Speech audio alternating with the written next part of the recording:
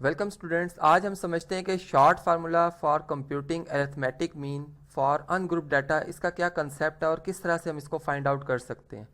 देखिए, जैसे हमारे पास जो डायरेक्ट फार्मूला होता है जिसमें हमारे पास ऑब्जर्वेशंस होती हैं उनका सम किया जाता है और उनको डिवाइड कर दिया जाता है उनकी कुल तादाद से, तो हम कह देते हैं कि ये हमारे पास एवरेज वैल्यू या अरिथमेटिक मीन आ गया। ठीक है, अब यही कंसेप्ट जो हमारे पास शॉर्ट फार्मूला में आता है इस तरह से कि आपके पास जैसे ऑब्जर्वेशंस हैं, यहाँ पर ये एक्स जो ऑब्जर्वेशंस को रिप्रेजेंट कर रहा है। अब ये हाइट भी हो सकती हैं, ठीक है, ये हमारे पास कुछ मार्क्स भी हो सकते हैं स्टूडेंट्स के, ये कुछ भी कोई भी वैल्यूज़ हो सकती हैं। ठीक है, अब यहाँ पर हमारे पास एक अनग्रुप डाटा है, अनग्रुप डाटा जिसमें हर वैल्यू दूसरी वैल्यू से मुख्तलिफ है। ठीक है, अब यहाँ पर हम ये कर रहे हैं कि एक वैल्यू इन्हीं वैल्यू में से एक वैल्यू को हम खुद से सपोज करते हैं कि इस डाटा का जो अरिथमेटिक मीन होगा वो ये हो सकता है, यानी ये हमारी एजप्शन है, सपोजिशन है।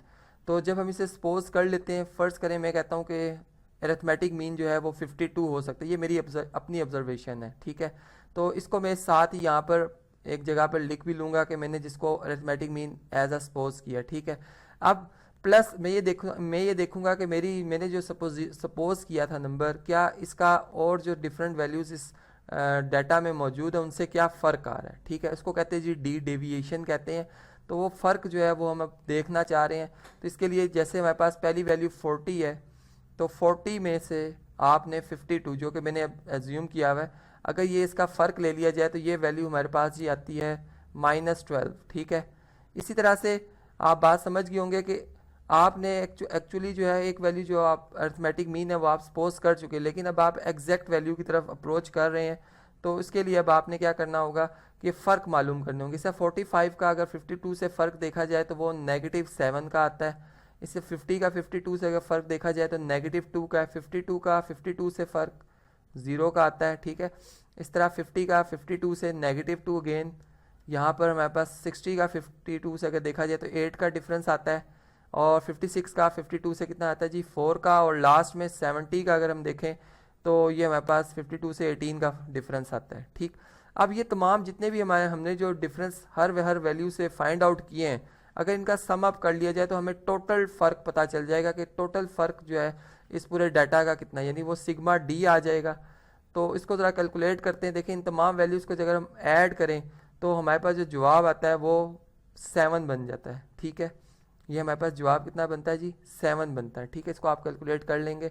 तो अब हमने यहाँ पर क्या करना है कि सिग्मा डी, यानी फार्मूला की कंप्लीशन भी यहाँ पे मैं कर रहा हूँ कि सिग्मा डी यानी डेविएशन आपने देखा, टोटल डेविएशन देखना है पूरे डाटा का, और उसको इस डाटा की कुल तादाद से अगर हम इसमें देखें तो हमारे पास ऑब्जर्वेशन जो है वो 8 है। गिन लेते हैं एक दफ़ा, 1 2 3 4 5 6 7 8। तो 8 यानी n जो हमारे पास होगा वो 8 है। इधर मैं साथ ही नोट भी कर देता हूँ। तो इस तरह से अब आप अगर इन वैल्यूज़ को इस फार्मूला में सब्सिट्यूट करेंगे तो आपके पास जो अरिथमेटिक मीन आएगा, ये जो हमारे पास मेथड होगा, इस मेथड को हम कहते हैं जी शॉर्ट फार्मूला के ज़रिए हमने इसको फाइंड आउट किया। अब 52 है हमारे पास, ए की वैल्यू 52 है, जबकि सिग्मा डी जो हमारे पास है वो 7 है, और एन हमारे पास 8 है। इसको अगर कैलकुलेट करें फर्दर कैलकुलेटर से, 7 को अगर आप 8 पे डिवाइड करते हैं तो हमारे पास जो जवाब आता है वो 0.875 आ जाता है। ठीक है, और इसी तरह से और इसको जब सम अप कर लेंगे तो फाइनल जो हमारे पास इसका जवाब आएगा वो आता है जी 52.875। अब इसको आप राउंड ऑफ भी कर सकते हैं, नहीं आप इसको 52.88 भी लिख सकते हैं, अप्रॉक्सीमेट कर देंगे। यहाँ पर एक बात बताता चलूँ कि जो आपके पास वेरिएबल के यूनिट होंगे इस डाटा में, वो ग्रुप डाटा हो या अनग्रुप डाटा हो, वही यूनिट होंगे उसकी एवरेज वैल्यू के। ठीक है, फ़र्ज़ करें ये अगर रन्स थे तो यहाँ पर हम रन्स को रिप्रेजेंट करेंगे। अगर फॉर एग्जांपल ये हाइट थी इंचज़ में तो यहाँ पर हम इंचज़ शो करेंगे। तो ये आज का हमारा टॉपिक था जिसमें हमने ये समझा कि अगर हमने अरिथमेटिक मीन फाइंड करना हो किसी अनग्रुप डाटा का तो किस तरह से हम शॉर्ट फार्मूला से इसको फाइंड आउट कर सकते हैं और क्या इसका कंसेप्ट है।